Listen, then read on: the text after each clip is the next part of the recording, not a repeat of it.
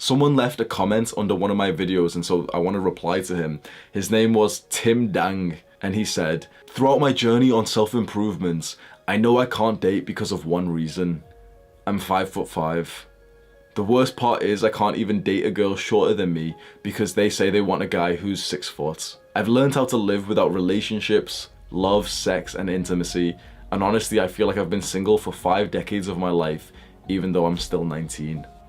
That last bit's really interesting. He feels like he's been single for 5 decades even though he's 19. What he's saying is like, he feels like he's been like very, very lonely for a long time. You know, the first thing that I would tell Tim would actually make him feel worse.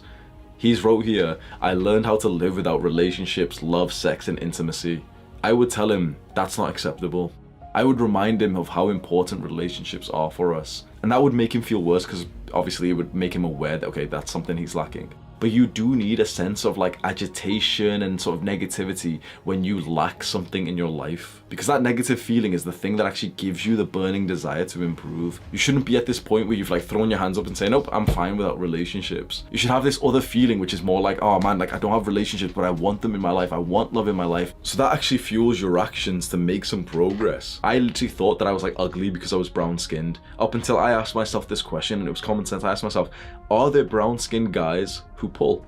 Are there brown skinned guys who can attract girls? And I was like, well, yeah, of course there is. Of course there's got to be.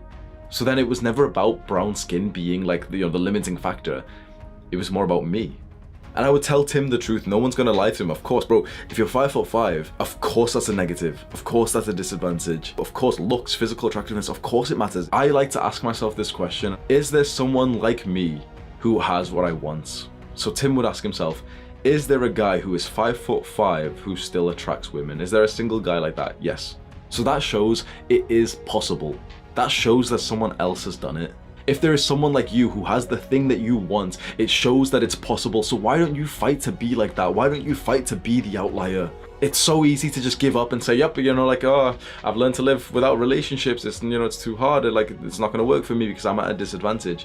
But being at a disadvantage does not mean that it's impossible. And in fact, it kind of makes your journey more beautiful. We all look up to those special journeys of like the underdog who really achieved in the end, of the businessman like Walt Disney, or the guy from Pizza Hut, or fucking Ronald McDonald or some shit. Like those successful businessmen, you always hear those stories where like they got rejected by like 50 people first and then their business got successful after that. We root for those guys. Their story is better because they didn't have it easy. Your story is better because you didn't have it easy. And so for Tim, it would be so easy for us to feel like negative and depressed about this. But like, is that going to help you? Is that going to make you feel, is it going to serve you in any way possible to have a defeatist, negative, depressed, hopeless mindset?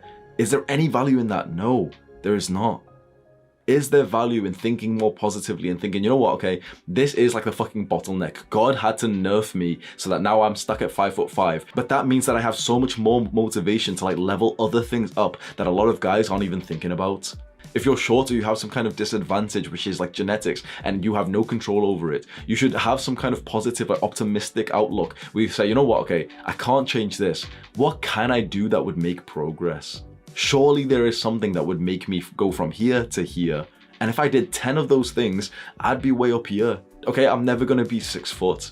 But because I'm 5'5", bro, I'm gonna make sure that I'm making some good ass money. Because I'm 5'5", I'm gonna make sure that I build a good business. Because I'm 5'5", I'm gonna make sure my style is on point. If you see the disadvantages, if you see the bottleneck, if you see the genetic thing that you can't change, and you just ask yourself that question, well, what can I progress on? There, masculinity increased. Now you're focusing on the next mission. You're focusing on the mission that can be achieved.